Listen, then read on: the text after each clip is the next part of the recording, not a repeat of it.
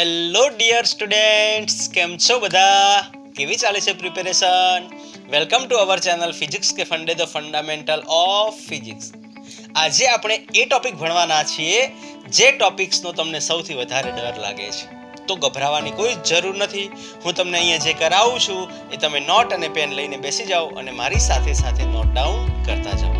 તમને વિકલન અને સંકલનનો જે ડર છે એ આજે ફિનિશ કરવાનો છે, આજે ખતમ કરવાનો છે. વિકલન સંકલનનો ડર તમને લાગવો જ ન જોઈએ. વિકલન અને સંકલન રમતની વાત છે. તમે જ્યારે હું તમને બધા કન્સેપ્ટ કરાવી દઈશ એના પછી તમે કોઈ પણ વિકલન કે સંકલન કરવામાં ગભરાશો નહીં, કે તમારાથી કોઈ પણ એવું વિકલન કે સંકલન નહીં હોય જે 11-12 સાયન્સમાં ફિઝિક્સમાં તમને આગળ આવશે તો તમે એને સોલ્વ નહીં કરી શકો એવું બનશે જ નહીં. બધા જ સંકલન અને વિકલનના પ્રશ્નો તમે એક જ રમત મતલબ એકદમ વન વેમાં તમે એને સોલ્વ કરી આપશો.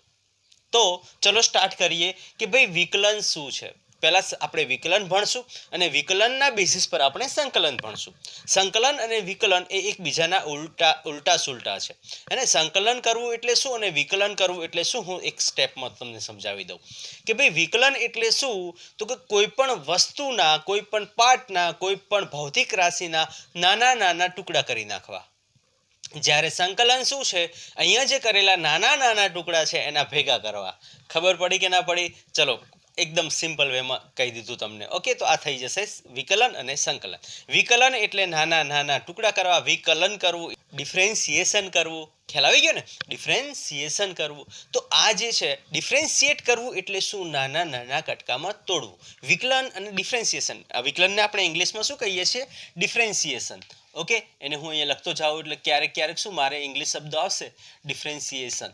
ઓકે, ડિફરન્સિએશન એટલે શું, તો કે ભાઈ વિકલન. અને ડિફરન્સિએશન મતલબ શું થયો કે કોઈ પણ પાર્ટના નાના નાના ટુકડા કરી નાખવા. એટલે કે કોઈ પણ પાર્ટ કે કોઈ પણ ભૌતિક રાશિને આપણે નાના નાના ટુકડામાં કટ કરશું તો આપણને જે નાનો કટકો મળશે એ શું કર્યું, આપણે કોઈ એક ભૌતિક રાશિને નાના નાના કટકામાં ડિવાઈડ કરી નાખી, કટ કરી નાખવું, પાર્ટ્સ કરી દેવા, નાના નાના પાર્ટ્સ કરવા, એ થઈ જશે વિકલન. અને એ જે પાર્ટ્સ કરેલા છે એને આપણે જોડવા, એ થઈ જશે સંકલન. તો ચલો સ્ટેપ બાય સ્ટેપ સમજીએ. તો સૌથી પહેલા તમારા મગજમાં આવે કે સર આ વિકલન છે શું, મારે કેમ વિકલન ભણવું પડે? What is the reason behind that I have to study વિકલન or differentiation? તો એના માટે તમારે ગભરાવાની જરૂર નથી.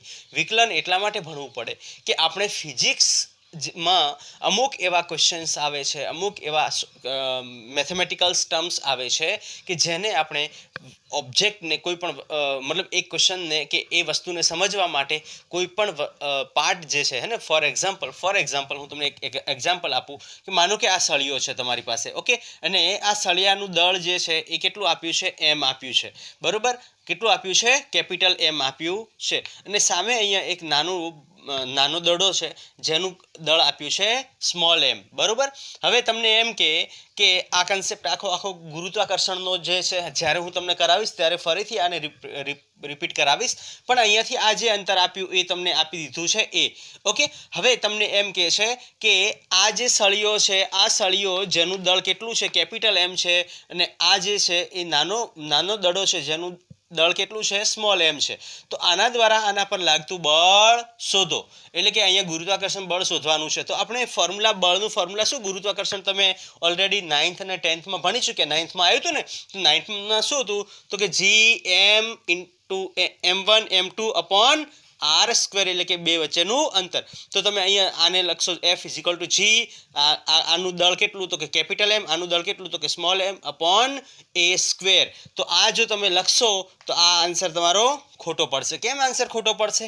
કેમ કે જો જે બે બિંદુઓ વચ્ચે લાગતું બળ, માનો કે આ m1 દળ ધરાવતો પદાર્થ છે અને આ m2 દળ ધરાવતો પદાર્થ છે, આ બંને વચ્ચે લાગતું જે બળ છે, બંને વચ્ચેનું અંતર r આપી દીધું હોય તો એના બંને વચ્ચે લાગતું દળ જે f ઇઝ ઇક્વલ ટુ શું થશે? તો g m1 m2 upon r square. પણ કન્ડિશન આવે છે કે આ બંને બિંદુવત હોવા જોઈએ. આ બંને દળ કેવા હોવા જોઈએ? બિંદુવત હોવા જોઈએ. બિંદુવત હોવું એનો મતલબ શું થાય? તો એ આપણે ગુરુત્વાકર્ષણમાં ભણવાના છીએ કે જ્યારે બે પદાર્થ વચ્ચેનું અંતર જે છે એમની સાઇઝ કરતાં બહુ વધારે હોય, આની સાઇઝ કરતાં. જેમ કે બિંદુવત હોવું એનો પૃથ્વી બિંદુવત ક્યારે થાય? તો કે ભાઈ સૂર્યથી પૃથ્વી વચ્ચેનું અંતર જે છે એ પૃથ્વીના વ્યાસ કરતાં બહુ જ વધારે છે, એટલે એ પદાર્થ જે છે, બે પદાર્થો જે છે બિંદુવત પદાર્થ કહી શકાય. બરોબર ને? પૃથ્વી બિંદુવત થઈ જશે. કેમ બિંદુવત થાય? તમને ખ્યાલ છે કે જેમ જેમ વસ્તુ નજીક હશે એ મોટી દેખાશે, પણ જેમ જેમ દૂર જતી જશે, તમે પતંગ ચગાવો છો તો પતંગ ચગાવતા ચગાવતા માનો કે પતંગ બહુ જ દૂર જાય, તો તમે જ્યારે ઢાબા પરથી ચગાવ્યું, મતલબ ઢાબા પરથી જ્યારે એને ચગાવ્યું ત્યારે એ સાઇઝ માનો કે બહુ જ મોટી હતી, પણ જ્યારે એ દૂર જાય છે અને તમે આખી દોરી મૂકી દીધી તો એના પછી જે પતંગ છે એકદમ નાનું દેખાય છે. કેમ કે એ જે અંતર છે એ વધી ગયું. બિંદુવત હોવું એનો મતલબ શું થાય કે આ બંને વચ્ચેનું અંતર એના કદના સાપેક્ષે બહુ જ વધારે હોય તો એ બિંદુવત કહેવાય. ખ્યાલ આવી ગયો? ઓકે, તો આ બિંદુવત હોવા જરૂરી છે. મતલબ બે દળ કેવા હોવા જોઈએ? બે દળ બિંદુવત હોવા જરૂરી છે. અને બે દળ બિંદુવત હોય તો જ ગુરુત્વાકર્ષણનો નિયમ લાગુ પડે. તો અહીંયા તમે જુઓ ભાઈ, આ કેપિટલ એમ અને આ એમ, પણ અહીંયા આ દળ જે છે એ કેવું છે? યુનિફોર્મલી ડિસ્ટ્રીબ્યુટેડ છે. આમાં સમાન રીતે કેવું થયેલું છે? ફેલાયેલું છે. હે ને? સમાન રીતે ફેલાયેલું છે. બરોબર. હવે આ સમાન રીતે ફેલાયેલું જો દળ હોય, બરોબર, તો આ જે અંતર પર માનો કે આ કેપિટલ એમ જે છે એ આખા પદાર્થનું દળ છે, પણ આ જગ્યા પર કેટલું દળ છે એ આપણને ખબર નથી. આ જગ્યા પર કેટલું દળ છે, એટલે કે માનો કે આ જગ્યા પર જેટલો જથ્થો છે એ જથ્થા પર તો અહીંયા અંતર વધી ગયું. જેમ દૂર જશું એમ અંતર વધી જાય છે. તો હવે આ ટાઈપના ક્વેશ્ચન્સ હશે તો આ ટાઈપના ક્વેશ્ચન્સને કઈ રીતના સોલ્વ કરવા? તો આ ટાઈપના ક્વેશ્ચન સોલ્વ કરવા માટે આપણે વિકલન ભણવું પડશે. વિકલન એટલે શું કરવાનું કે આના નાના કટકા કરો. ભાઈ, આનું સૂક્ષ્મ ખંડ ધારી લો ને, એ સૂક્ષ્મ ખંડનું દળ જે છે એ ડીએમ છે. બરોબર ને? ડીએમ સૂક્ષ્મ ડીએમ થઈ જશે, અને આ જે છે એની જે પહોળાઈ છે એ માનો કે ડીએક્સ થઈ જશે, અને માનો કે એક્સ અંતરે રાખ્યું છે. તો હવે એના ઉપર લાગતું બળ, આ સૂક્ષ્મ ખંડ દ્વારા લાગતું બળ, આ સૂક્ષ્મ ખંડ દ્વારા આ એમ દળ પર લાગતું બળ કેટલું થઈ જશે? તો G = dm, અથવા આપણે લખી શકીએ m/dm/x². અને આના આખા કન્સેપ્ટ અહીંયા તમે જુઓ, આના દ્વારા આ સૂક્ષ્મ ખંડ છે તો સૂક્ષ્મ ખંડ દ્વારા લાગતું બળ પણ આપણે સૂક્ષ્મ કન્સિડર કરશું, ને સૂક્ષ્મ કન્સિડર કરવા માટે આપણે સ્મોલ ડી લગાવીએ છીએ. આ આખા કન્સેપ્ટ જે હું તમને અહીંયા કરાવું છું એ જ કન્સેપ્ટ આપણે કયા નિયમનો ઉપયોગ કરીને કરશું? તો કે ભાઈ વિકલનનો નિયમનો ઉપયોગ કરશું, અને પછી વિકલન કરીને પછી એને સંકલિત કરી નાખવાનું, એટલે આપણને અંતિમ જે બળ લાગતું હશે એ આપણને જોવા મળશે. ક્લિયર? ઓકે, ચલો, તો આને હું ઇરેઝ કરું છું અને આપણે ડાયરેક્ટ વાત કરી લઈએ જે ભણવાનું છે એની. ઓકે, આ તો બધું આપણે ઓલરેડી ગ્રેવિટેશનમાં બધા આગળના ચેપ્ટર્સમાં ભણવાનું છે, પણ હું તમને ખાલી સમજાવવા માંગુ છું કે વિકલન છે શું. ઓકે, વિકલનનો ક્યાં યુઝ થાય છે? તો આ વિકલનનો યુઝ હતો. ઓકે, ચલો, તો સ્ટેપ બાય સ્ટેપ આગળ વધીએ. ભાઈ, વિકલન છે શું એને સમજીએ. તો વિકલન એટલે કોઈ પણ ભૌતિક રાશિ કે કોઈ પણ પદાર્થના નાના કટકા કરી નાખવામાં આવે, નાના કટકા કરી નાખવા, એ જ થઈ જશે એનું વિકલન. હવે એને સમજવા માટે હું થોડો ગ્રાફ આલેખનો કન્સેપ્ટ ધ્યાનમાં લઈશ. ઓકે, આલેખનો કન્સેપ્ટ ધ્યાનમાં તમને લેવડાવું એટલે તમને ખ્યાલ આવી જશે. ઓકે, તમે ઓલરેડી આલેખ ભણી ચૂક્યા છો, મેં ઓલરેડી કરાવી દીધેલ છે. ઓકે, માનો કે અહીંયા આ તમને આપ્યો છે, આ વાય અક્ષ આપ્યો છે ને આ તમને એક્સ અક્ષ આપ્યો છે. હું અત્યારે વેલોસિટી વર્સિસ ટાઈમ કે એવી રીતનો કોઈ આલેખ નથી લેતો. હું બે વિધેય લઉં છું અહીંયા. એક વિધેય વાય વિધેય છે અને એક વિધેય એક્સ વિધેય છે. બરોબર, બે ફંક્શન્સ હું લઉં છું અહીંયા. એક્સ તો વાય અક્ષ અને એક્સ અક્ષ, આ બે વિધેય આપણે લઈ લીધા. અહીંયા માનો કે કોઈ આ રેખાખંડ આપી દીધો છે, હે ને? આ રેખાખંડ આપી દીધો છે, અને આ રેખાખંડ પર બે બિંદુઓ લીધા. એક તો આપણે એ બિંદુ લીધું અને અહીંયા આપણે બી બિંદુ લીધું, અને તમને એમ કહેવામાં આવે કે એ અને બી બિંદુ વચ્ચેનું સરેરાશ મૂલ્ય મેળવો. તો સરેરાશ મૂલ્ય આપણને કઈ રીતના મળશે? તો આપણને ખ્યાલ છે કે ઢાળથી મળશે. ઢાળ આપણને કઈ રીતના મળશે? તો આપણને ખ્યાલ છે tan થીટાથી આપણને શું મળશે? ઢાળ મળશે. તો આ એંગલ કેટલો થશે? થીટા. તો tan થીટાથી આપણને શું મળશે? ઢાળ મળશે ને એ ઢાળ શું મળશે તો tan θ = સામેની બાજુ ભાગ્યા પાછળની બાજુ. સામેની બાજુ આ ડિસ્ટન્સ કેટલું આપ્યું છે આપણને, માનો કે આ પોઈન્ટને આપણે બી માની લઈએ તો આ થઈ જશે y2 2 માની લઈએ અને આને આપણે 1 માની લઈએ તો આ થશે y2 અને આ ડિસ્ટન્સ કેટલું થશે ભાઈ તમે જુઓ કે અહીંયા y પર અહીંયા આ જગ્યા પર y1 છે અને y પર આ જગ્યા પર કેટલું છે y2 છે. તો આ કન્સેપ્ટ આપણે અહીંયા લગાવી શકીએ કે નહીં કે ભાઈ y2 ને આ થઈ જશે y1 સમાંતર સ્થાનાંતર અહીંયા સમાંતર સ્થાનાંતર અહીંયા બરોબર. એવી જ રીતના તમે x અક્ષ પર જોશો તો બી પોઈન્ટનું પ્રોજેક્શન જો અહીંયા બી પોઈન્ટનું પ્રોજેક્શન y પર આપણને કેટલું મળ્યું y2, એ પોઈન્ટનું પ્રોજેક્શન y1 પર કેટલું મળ્યું y1 બરોબર ને. પ્રોજેક્શન એટલે શું તો કે આ બિંદુના આપણા યામાક્ષ પર કઈ જગ્યા પર એનું મૂલ્ય મળે છે એ પ્રોજેક્શન થઈ જશે અને એ બિંદુનું y પરનું પ્રોજેક્શન y1, બી બિંદુનું y પરનું પ્રોજેક્શન y2. એવી રીતના એ બિંદુનું x પરનું પ્રોજેક્શન જે છે એ આપણે માની લઈએ કે x1 છે બરોબર ને. આ x1 અથવા આપણે x1 જ રાખી અને અહીંયા જે છે આ x2 થઈ જશે. આ કેવું થઈ જશે x2 થઈ જશે.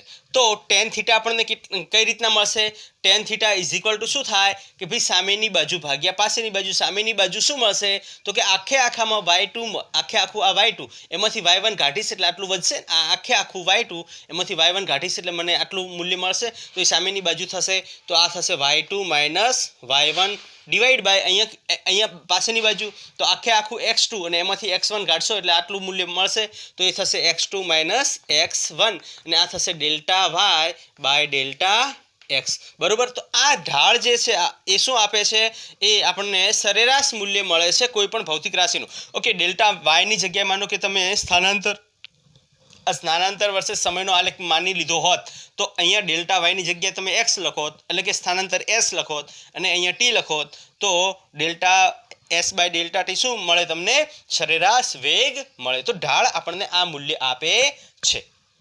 ખબર પડી ગઈ? ઓકે, ચલો આ તો જનરલ આપણને એક જનરલ સમીકરણ મળ્યું.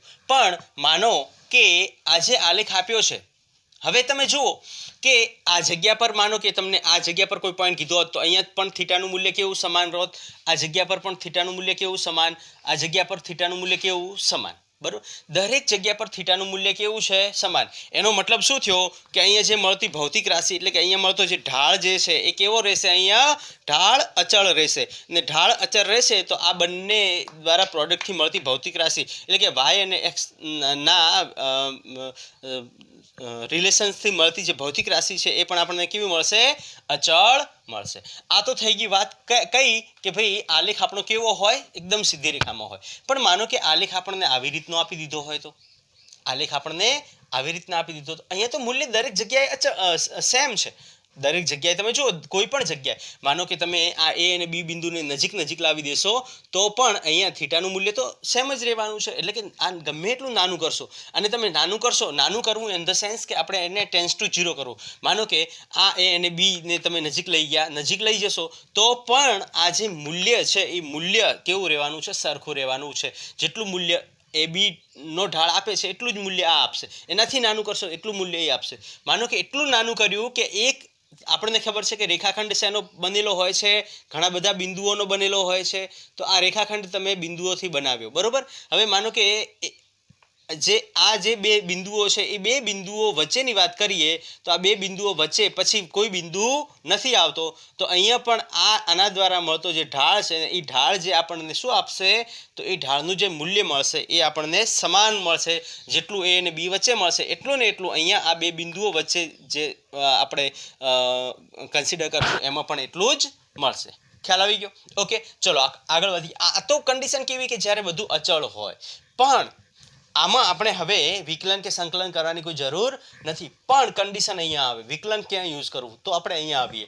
અહીંયા આપણે જોશું તો માનો કે આ જગ્યા પર આપણે એ બિંદુ છે, આ જગ્યા પર આપણે બી બિંદુ અથવા આને એક નામ આપી દઈએ ને આને બીજો બે નામ મતલબ 2 એમ બે નામ આપી દઈએ. અચ્છા, હવે આ જગ્યા પર આપણે જોઈએ તો આ જગ્યા પર અને આ જગ્યા પરથી આપણે જોશું તો શું આવી રીતના આપણે મેળવી શકીએ.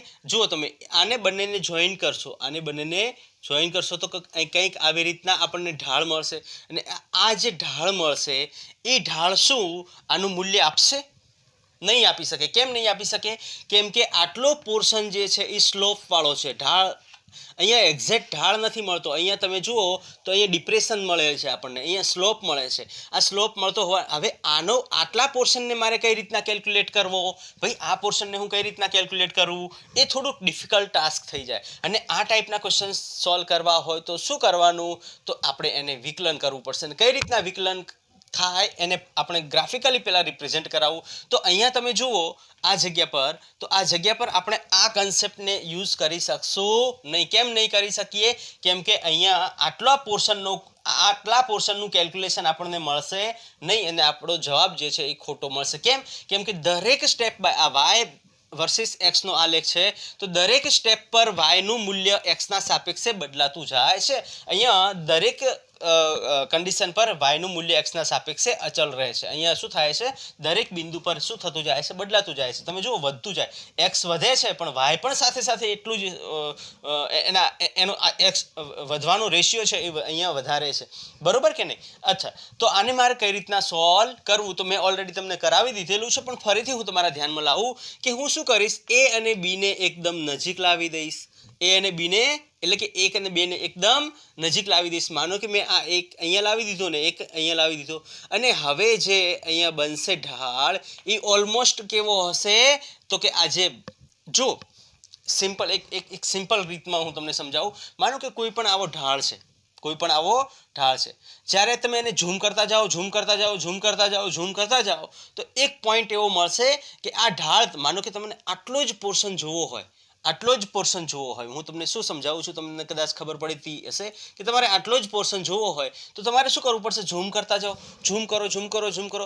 તમે જો આ વસ્તુને સમજવી હોય ને તો મોબાઈલમાં શું કરવાનું, આવી રીતનો આલેખવાળો જે મતલબ પોર્શન હોય ને એનો ફોટો પાડો, અને ફોટો પાડીને આટલા પોર્શનને જોવા માટે તમે એને ઝૂમ કરશો. હવે જ્યારે તમે એને ઝૂમ કરશો ત્યારે આ જે રેખાખંડ છે એ રેખાખંડ તમને સીધો લાગશે, મતલબ સ્ટ્રેટ લાઈન લાગશે, તમને સીધી રેખા જેવું જ લાગશે. તો આ તમે ઝૂમ કરતા ગયા તો એક બિંદુ મતલબ એક પોઈન્ટ એવો આવશે કે તમને આ જે રેખાખંડ મતલબ આટલો જે રેખાખંડ છે એ રેખાખંડ તમને સ્ટ્રેટ લાઈન લાગશે, આવી રીતના સીધી રેખા લાગશે. તો એવી રીતના, અથવા આને બીજી રીતના કે ભાઈ રેખાખંડ અથવા કોઈ પણ રેખા છે કઈ રીતના બની હોય તો કે અલગ અલગ ઘણા બધા બિંદુઓને જોડતા બનતી હોય છે. આપણને ખ્યાલ છે, તમે ઓલરેડી લોઅર સ્ટાન્ડર્ડમાં ભણી ગયા છો કે ભાઈ કોઈ રેખા છે તો એ રેખા મેં થોડા અલગ રાખ્યા છે, એકબીજા સાથે ટચ હોય એકચ્યુઅલમાં. ઓકે, તો એવી રીતના બનતી હોય. હવે તમારે શું કરવાનું છે કે આ એક અને આને 2 કન્સિડર કરવાનું છે, અને આના ઉપર તમારે મૂલ્ય મેળવવાનું. તો આના ઉપર બનતી રેખાખંડ જે છે એ એક્ઝેક્ટ તમારે સીધી રેખા દેખાશે, અને આ જે મૂલ્ય મળશે. હવે અહીંયા આપણે શું કર્યું? તો માનો કે અહીંયા આપણને ડેલ્ટા વાય મળતો હતો, અહીંયા આપણને ડેલ્ટા એક્સ મળતો હતો. તો મેં શું કર્યું? ડેલ્ટા વાયના મૂલ્યને 0 તરફ લઈ ગયો. ડેલ્ટા વાયનું મૂલ્ય 0 કરવું એનો મતલબ શું થયું કે y2 - y1 નું મૂલ્ય 0. મતલબ ડેલ્ટા વાયમાં એટલે કે વાયમાં થતો ફેરફાર મેં 0 કર્યો, 0 તરફ ટેન્સ ટુ 0, અને ડેલ્ટા એક્સનું મૂલ્ય પણ મેં 0 કર્યું. તો જ્યારે ડેલ્ટા વાયને હું 0 તરફ લઈ જઈશ તો આપણને જે મળશે એ ડીવાય મળશે, અને ડેલ્ટા એક્સની લિમિટ લઈશ તો એ આપણને dx મળશે. જે મેં ઇન્સ્ટન્ટેનિયસ એટલે તાત્ક્ષણિક વેગ પ્રવેગમાં તમને સમજાવી દીધું છે કે લિમિટ આપણે ડેલ્ટા વાયની લિમિટ લીધી, આ મૂલ્ય આપણને જે મળશે એ સૂક્ષ્મ મળશે. આ સૂક્ષ્મ મૂલ્ય એટલે કે dy, અને આ સૂક્ષ્મ મૂલ્ય એટલે કે dx મળશે. ખ્યાલ આવી ગયો કે નહીં? ઓકે, હવે આપણને ઢાળ કેવી રીતના મળે? તો ઢાળ tan θ અહીંયા શું મળશે આપણને? dy/dx. અહીંયા મેં કંઈ કર્યું નથી, માત્ર ને માત્ર મૂલ્યને સૂક્ષ્મ કરી નાખ્યું. આ મૂલ્ય સૂક્ષ્મ કરી નાખ્યું, મતલબ આ નાના સૂક્ષ્મ ખંડોને, હવે આખો રેખાખંડ હતો એને મેં નાના ટુકડામાં તોડી નાખ્યો. ખબર પડી કે ના પડી? અહીંયા જે આખો રેખાખંડ હતો એને મેં શું કર્યું? નાના ટુકડામાં તોડી નાખ્યો. અને આ જે નાના ટુકડામાં તોડવું એ જ થઈ જશે આપણું વિકલન. અને આ જે સમીકરણ મળે છે મેં તમને પ્રીવિયસ વિડીયોઝમાં ઓલરેડી ભણાવી દીધું છે કે માનો કે તમારે કોઈ પણ ભૌતિક રાશિ જે છે એનું વિકલિત સ્વરૂપ જોવું હોય અથવા વિકલ સ્વરૂપ જોવું હોય તો આપણે એને શું કરશું? તાત્ક્ષણિક મૂલ્ય કન્સિડર કરશું. તો મેં તમને સમજાવ્યું હતું કે ભાઈ વેગ ઇન્સ્ટન્ટેનિયસ તમારે શોધવો હોય તો શું હતું, આપણે લિમિટ લેતા હતા. કોની લિમિટ લેતા હતા, તો કે ભાઈ ડેલ્ટા ટી ટેન્સ ટુ 0 કરતા હતા. હવે ડેલ્ટા ટી એટલે કે અહીંયા ડેલ્ટા એક્સ ટેન્સ ટુ 0 થશે તો delta Y automatic tends to 0 થશે. ખબર પડી કે નહીં? Delta T tends to 0 delta X by delta T is equal to આપણને શું મળતું હતું કે ભાઈ ડીવાય બાય ડીએક્સ. અને આ જે ડીવાય બાય ડીએક્સ મળતું હતું એને આપણે શું કયું સમીકરણ કહેતા હતા? વિકલ સમીકરણ કહેવામાં આવતું હતું. ઓકે, અને આપણે વિકલ સમીકરણ કેમ કહીએ છીએ? કેમ કે આ જે આપણને મળે છે આ અહીંયા ડિફરન્સિએશન થાય છે અને આ સમીકરણ જે છે એ વિકલનનું સમીકરણ છે, એટલા માટે આપણે એને વિકલ સમીકરણ કહીએ છીએ. તો વિકલન શું છે એ હું તમને સમજાવું, ફરીથી સમજાવું. અહીંયા પણ નાનો સૂક્ષ્મખંડ કરીએ પણ અહીંયા નાના સૂક્ષ્મખંડનું મૂલ્ય અને મોટા ખંડનું મૂલ્ય સરખું રહે. અહીંયા મૂલ્ય બદલાતું નથી એટલે આના ઉપર આપણને એની ઇફેક્ટ જોવા મળશે નહીં, પણ અહીંયા આપણને જોવા મળશે. કેમ જોવા મળશે? કેમ કે અહીંયા તમે જુઓ તો વેલ્યુઝ જે છે એ બદલાતી જાય છે. અને માનો કે તમે delta Y by delta X કરીને સોલ્વ કરવાનો ટ્રાય કરશો તો તમને જે જવાબ મળશે એ પ્રોપર જવાબ નહીં મળે. કેમ પ્રોપર જવાબ નહીં મળે? કેમ કે તમને આટલો જે પોર્શન છે આ અંદરનો આ જે કર્વવાળો પોર્શન જે છે એ કર્વ અંદર આવી ગયો છે. તો મારે શું કરવું પડશે? આ મૂલ્યને કન્સિડર કરવું પડશે અને એ મૂલ્યને કન્સિડર કરવા માટે આપણે ગ્રાફિકલ પદ્ધતિનો ઉપયોગ કરશું તો પણ સોલ્વ કરવામાં બહુ ડિફિકલ્ટ થઈ જશે. તો આ ટાઈપના ક્વેશ્ચન્સને સોલ્વ કરવા માટે વિકલનનો કન્સેપ્ટ લાવ્યા. આપણા મેથેમેટિશિયન બધા જે હતા એ લોકો વિકલનનો કન્સેપ્ટ લાવ્યા અને વિકલનમાં શું કર્યું કે એમણે આ જે આખી રેખાખંડ હતો, આ આખું મતલબ આપણો વક્ર હતો, એને વક્ર જે હતો વક્ર રેખાખંડ, ઓકે, જે વક્ર રેખાખંડ હતો એને શું કર્યું? એકદમ નાના કટકામાં તોડી નાખ્યું. મતલબ નાના પોઈન્ટ ટેન્સ ટુ 0 એટલે એકદમ સૂક્ષ્મ ભાગમાં એને તોડી નાખ્યું. હવે સૂક્ષ્મ ભાગમાં તોડવું એનો મતલબ મેં તમને સમજાવ્યો કે અહીંયા આપણે આને ઝૂમ કરશું તો આ નાનું લાગશે. સેમ વે જ્યારે તમે નાના બિંદુઓ હોય, આ નાના બિંદુઓ હોય, આનો તમે ફોટો પાડો અને ઝૂમ આઉટ કરો, ઝૂમ ઇન નહીં કરવાનું, ઝૂમ આઉટ કરશો તો દૂરથી તમને આ બધા જે છે બિંદુઓ એ આપણને એક રેખા દેખાશે. દૂરથી આપણે જોશું ને તો રેખા દેખાશે, પણ નજીક કરશું એટલે કે ઝૂમ કરશું તો આપણને નાના બિંદુઓ છે. આપણને ખબર છે કે રેખાખંડ શેનો બનેલો હોય છે? નાના બિંદુઓનો બનેલો હોય છે. ખ્યાલ આવી ગયો કે નહીં? ઓકે, તો અહીંયા આ એક બિંદુ ને એના પછી તરત આવતું બિંદુ, આ બે બિંદુ વચ્ચે આપણે એક નાનકડો પોઈન્ટ લઈ લેશું એટલે કે સૂક્ષ્મ ખંડ લઈ લેશું અને આ જે સૂક્ષ્મ ખંડ આપણને આપશે એ શું આપશે? તો વાય પર ડીવાય આપશે અને એક્સ પર ડીએક્સ આપશે. તો કે ડીવાય બાય ડીએક્સ આપણને જે મળશે એ શું? મતલબ અહીંયા ડેલ્ટા વાયને આપણે ડીવાય કરી નાખ્યું ને ડેલ્ટા એક્સને મતલબ ટેન્સ ટુ 0 કરી નાખ્યા તો ડી એક્સ થઈ જશે. ડીએક્સ એટલે સૂક્ષ્મ, વાયનું સૂક્ષ્મ મૂલ્ય, ડીવાય એટલે વાયનું સૂક્ષ્મ મૂલ્ય, ડીએક્સ એટલે એક્સનું સૂક્ષ્મ મૂલ્ય. તો ઢાળ અહીંયા મળશે એ કયા સ્વરૂપે મળશે? ડીવાય બાય ડીએક્સના સ્વરૂપે મળશે. અને આ જે ડીવાય બાય ડીએક્સ છે એ જ આપણું વિકલન છે, ખબર પડી ગઈ કે નહીં? સર વિકલન શું છે એ તો સમજાઈ ગયું, પણ હવે વિકલન કેવી રીતના કરવું એના ઉપર જઈએ. ઓકે, સમજાઈ ગયું કે નહીં? જો સિમ્પલ, કોઈ પણ ભૌતિક રાશિ છે એને સૂક્ષ્મ પાર્ટમાં તમે તોડી નાખો અને એ તોડી નાખવું એ થઈ જશે વિકલન. એને સૂક્ષ્મ પાર્ટમાં તોડવું એ થઈ જશે એનું વિકલન. અને વિકલનનું ચિહ્ન કયું છે? તો કે ડીવાય બાય ડીએક્સ.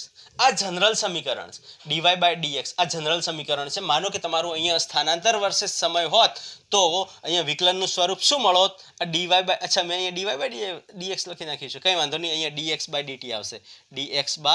ડીટી આવશે, ઓકે, ખ્યાલ આવી ગયો ને? માનો કે સ્થાનાંતર વર્સેસ સમય હોત, સ્થાનાંતર એટલે અહીંયા સ્થાનાંતરને મેં એસ લીધું છે, ચલો અહીંયા એસ લઈ લઈએ, બરોબર, અને એસ લઈ લઈએ, અને પણ એસ લઈ લઈએ. ઓકે, તો સ્થાનાંતર વર્સેસ સમય આપણને વેગ આપશે, આ તાત્ક્ષણિક વેગ આપશે. ખબર પડી કે ના પડી? અને આ જે ડીએસ બાય ડીટી છે એ કયું સમીકરણ છે? તો વિકલ સમીકરણ છે. તો વિકલન કઈ રીતના કરવું? તો વિકલન માટેનું જે આપણું ચિહ્ન છે એ ડીએસ બાય ડીટી ને એનું જનરલ સમીકરણ જે થાય વિકલન માટેનું જે જનરલ સમીકરણ થાય, અથવા આપણે કહી શકીએ કે એનું જે ચિહ્ન થાય એ કેવું થશે? D Y by D X. હવે વાય શું છે, એક્સ શું છે એને આપણે સમજીએ. ઓકે, વાય શું છે, એક્સ શું છે એને આપણે સમજીએ. તો વાય જે છે એ શું છે એને આપણે સમજીએ એના પહેલા એના પહેલાં તમે આટલું લખી નાખો એટલે તમારા મગજમાં ક્લિયર થાય. ઓકે, ચલો તો વાય શું છે એને આપણે સમજીએ. તો વાય અહીંયા જે છે એ કોનું ફંક્શન છે? એક્સનું ફંક્શન છે. વાય શું છે અહીંયા? એક્સનું ફંક્શન છે. અચ્છા, એક્સનું ફંક્શન એટલે શું? તો કે વાય એ એક્સનો વિધેય છે. ફંક્શન એટલે વિધેય, બરોબર ને? વાય અહીંયા શું છે? વાય એ એક્સનો વિધેય છે. હું ફંક્શન જ બોલીશ, બરોબર? વિધેય છે. હવે સર વિધેય એટલે શું એને આપણે સમજીએ એના પહેલાં થોડુંક આને ટોપિકને હું તોડી નાખું કે ભાઈ અહીંયા આપણને વાય, ચલો આટલો પોર્શન હું ઇરેઝ કરવા માંગુ છું. આમાં તમને ક્લિયર ખબર પડી ગઈ હશે એવી આશા સાથે, કેમ કે ઓલરેડી આપણે બહુ લેન્ધી કરી નાખ્યું આટલા પોર્શનને. કંઈ વાંધો નહીં, આપણો આને એકદમ બેઝથી ભણવું છે એટલા માટે હું લેન્ધી થાય એનાથી ગભરાતા નહીં. હું તમને બધા કન્સેપ્ટ એકદમ પરફેક્ટલી કરાવવા માંગુ છું, એટલા માટે થોડું લેન્ધી થાય તો તમે થોડું એને 2x સ્પીડથી ભગાવીને પણ વિડીયો મારા જોઈ શકો છો, કેમ કે મારી બોલવાની સ્પીચ થોડી ડાઉન છે, ધીમી છે. ઓકે, ચલો તો હવે વિકલન શું છે એ તો મેં તમને સમજાવી દીધું. એનું ચિહ્ન શું? વિકલનનું ચિહ્ન શું? તો ભાઈ ચિહ્ન જે છે વિકલનનું ચિહ્ન એ આપણને શું મળ્યું? તો કે dy/dx મળ્યું. હવે અહીંયા વાય શું છે? તો કે વાય જે છે એ એક્સનો ફંક્શન છે. Y is nothing but function of X, એટલે કે વાય જે છે એ શું છે? એક્સનો વિધેય છે, બરોબર ને? વાય શું છે? એક્સનો વિધેય છે. હવે અહીંયા વાય એ ડિપેન્ડન્ટ વેરિયેબલ છે, જ્યારે એક્સ જે છે ઇન્ડિપેન્ડન્ટ વેરિયેબલ છે. ઇન્ડિપેન્ડન્ટ એટલે શું? સ્વતંત્ર વિધેય. હું ઇંગ્લિશમાં જ લખું છું અહીંયા, ઇન્ડિપેન્ડન્ટ વેરિયેબલ, બરોબર? એને આપણે ગુજરાતીમાં લખવું હોય તો સ્વતંત્ર વિધેય, બરોબર ને? આ શું છે? સ્વતંત્ર વિધેય છે. જ્યારે વાય જે છે એ ડિપેન્ડન્ટ વેરિયેબલ છે. એ શું છે? ડિપેન્ડન્ટ વેરિયેબલ છે, બરોબર? અને ડિપેન્ડન્ટ વેરિયેબલ એટલે શું? મેં તમને સમજાવ્યું, આધારિત, બરોબર ને? આધારિત વિધેય, બરોબર ને? આધારિત વિધેય, બરોબર? હવે મેં ઓલરેડી તમને કીધું હતું કે એક્સ અક્ષને આપણે ઓલવેઝ સ્વતંત્ર વિધેય માનીએ છીએ, હે ને? સ્વતંત્ર વિધેય કોને માનીએ છીએ? એક્સ અક્ષને. ને વાય અક્ષ જે છે એ હંમેશા આપણે આધારિત વિધેય માનીએ છીએ. એટલે કે આ ઇન્ડિપેન્ડન્ટ વેરિયેબલ થઈ જશે, આ ડિપેન્ડન્ટ વેરિયેબલ થઈ જશે. ખ્યાલ આવી ગયો? મતલબ એક્સ પર લેવાતા જે પણ ભૌતિક રાશિ છે એ કઈ ભૌતિક રાશિ આપણે લઈએ છીએ અહીંયા? તો કે જે ઇન્ડિપેન્ડન્ટ વેરિયેબલ છે કે સ્વતંત્ર વિધેય છે એને લઈએ છીએ. અને વાય એક્સ પર આપણે આધારિત એટલે કે ડિપેન્ડન્ટ વેરિયેબલ લેવામાં આવે છે. હવે વાય જે છે એ કોનું ફંક્શન છે? એક્સનું ફંક્શન છે. અને એક્સનું ફંક્શન એટલે શું? વિધેય એટલે શું? એ હું તમને ખાલી એક શોર્ટમાં સમજાવી દઉં અને એના પછી હું વિધેય આખું તમને સમજાવું અને વિધેયના પ્રકારો, અને પછી આપણે કરશું કે વિકલન કેવી રીતના કરવું. વિકલન કેવી રીતના કરવું એ મહત્વનો પાઠ છે, એટલા માટે વિકલન કેવી રીતના કરવું એ સમજવું જરૂરી છે. ઓકે, ચલો તો સૌથી પહેલાં આપણે અહીંયા આને ડિસ્કશન કરી લઈએ કે ભાઈ વાય જે છે એ ડિપેન્ડન્ટ વેરિયેબલ છે ને એક્સ જે છે એ ઇન્ડિપેન્ડન્ટ વેરિયેબલ છે. હવે વાય અહીંયા મેં શું લખાવ્યું તમને? કે વાય એ એક્સનો વિધેય છે. હવે વાય એ એક્સનો વિધેય હોવો એનો મતલબ શું થયો? કે વાય ભૌતિક રાશિ છે એ એક્સ ભૌતિક રાશિ પર શું રાખે છે? આધાર રાખે છે, અથવા એ એકબીજા સાથે સંબંધિત છે, બરોબર? ખબર પડી કે ના પડી? વાય એ એક્સનો વિધેય. વિધેય એટલે શું? હું તમને ખાલી એક સિમ્પલ સમજાવી દઉં. વિધેય એટલે શું? તો કે બે ભૌતિક રાશિ નો સંબંધ દર્શાવતો એક શું કહેવાય કે વિધેય શું કરે છે? તો કે બે ભૌતિક રાશિ વચ્ચેનો સંબંધ દર્શાવે છે, બરોબર ને? સંબંધ દર્શાવે છે. ક્લિયર? આ વિધેયનું કામ છે. વિધેય શું કરે છે? બે ભૌતિક રાશિ વચ્ચેનો સંબંધ દર્શાવે છે. એના ઉપર ડીપમાં આપણે ભણીએ એના પહેલાં તમે આટલું લખી નાખો જલ્દીથી.